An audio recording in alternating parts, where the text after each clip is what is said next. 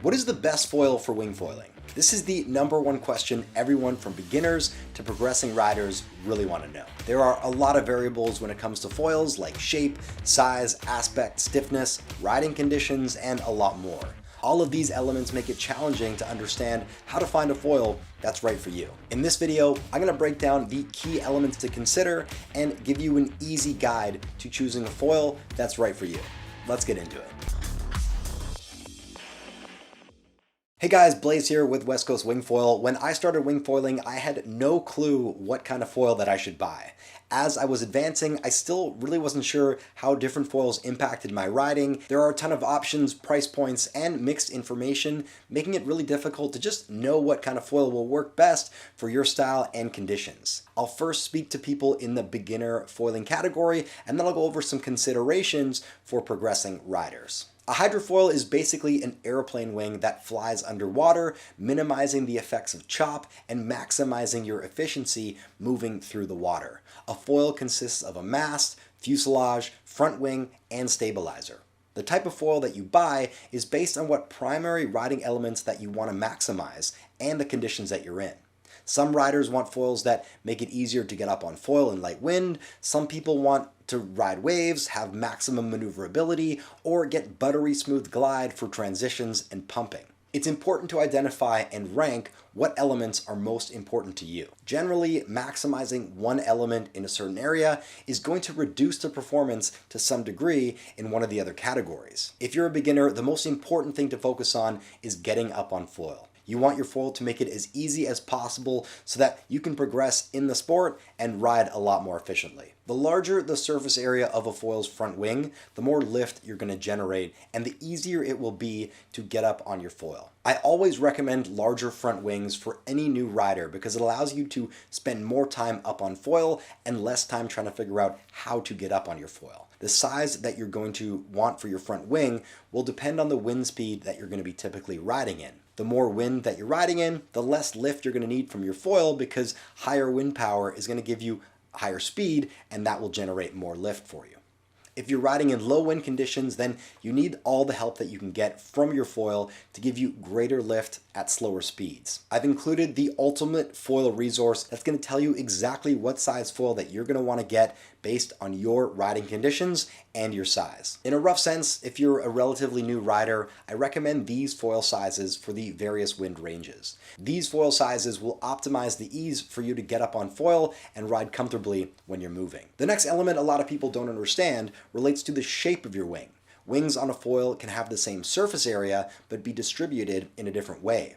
You can have a high aspect wing which has a larger wingspan, is narrower in depth, and generally gives you better lift and glide compared to lower aspect wings. These are great for reducing drag, maximizing speed, and making it easier to go upwind. Low aspect foils, on the other hand, will be a bit slower in the water, but will give you much more maneuverability, and they're also going to have a slower stall speed, which means you can get up on foil at a slower speed, and you're going to remain on foil even when your speed's going to reduce to a relatively low level. You're going to have an easier time turning, jibing, or riding waves on a lower aspect wing. One of the most important things to consider when you're buying a foil is the brand that you're going to choose. Brand is really important when it comes to quality, price, and connection efficiency for easy setup and takedown. I assemble and dismantle my foil each time that I go out on the water, so ease of assembly is really important for me. Quality is also a huge factor, and I've learned a lot from a local carbon master and foil board shaper, Rob Mullner. He owns Robert's High Performance Foil Boards. Perhaps the most important variable for choosing the foil is availability and options for different size front wings and stabilizers.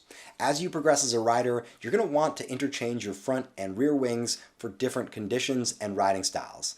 It's much more cost effective to keep your same mast and just buy additional wings. Every brand makes their wing to mast connection a bit different, so when you're starting out, it's important to buy into a system that you're going to want to stick with as you progress as a rider. In the buying guide that I've included, I'll put my top 5 brands to consider when buying your foil. I'll update this resource as new foils come onto market and systems change. I want to talk more about some things to consider for progressing riders. This includes mast type, jibing, and pumping your foil. Foils typically come with an aluminum or carbon mast. Foils can also have hollow, foam, or solid cores, which all affect the weight and strength of your mast. Generally speaking, carbon is lighter and stronger than aluminum, but aluminum will be a lot cheaper than carbon. I did have a really light aluminum mast, which actually bent on me because it was not made with very good construction. When you're buying a foil, you don't necessarily need to worry too much about the weight, because when you go into water, you're generally 50% or more lighter than when you're on land. Foil masts also come in different sizes. Larger masts let you ride higher out of the water, and they also give you a bigger range or margin for error and allow you additional clearance for wave chop, rolling waves, or just riding through any sort of water. I started on a 75 centimeter mast and eventually upgraded to an 82 centimeter mast. I noticed a huge difference when I made that upgrade and found that I was having way less unwanted breaches when riding with the bigger mast. So it might be something you want to consider to start with an 82 or higher mast, but it definitely feels a little bit scary when you're starting out to ride that much higher out of the water. So if you want to start out a little conservative, then something around 75 centimeters is going to work just fine. When it comes to jibing, glide is a huge aid to giving you time to make your transition. You can also argue that maneuverability is a big factor because you can turn faster and with a lower aspect wing, but I actually think that glide is probably going to have a bigger impact. When you're learning to jibe, it's easier to take wide, big turns and not rush getting around through the turn. This means that having a foil with better glide will give you more time in the process of turning while you're not powered by the wind.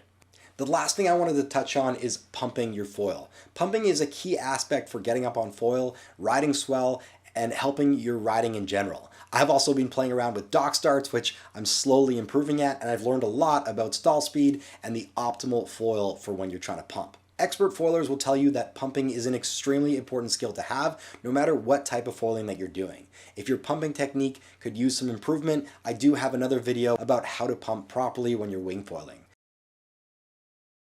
Thanks so much for watching, guys. Make sure to follow me on YouTube at youtube.com/westcoastwingfoil and check out our website, westcoastwingfoil.com, as well as all our other social channels.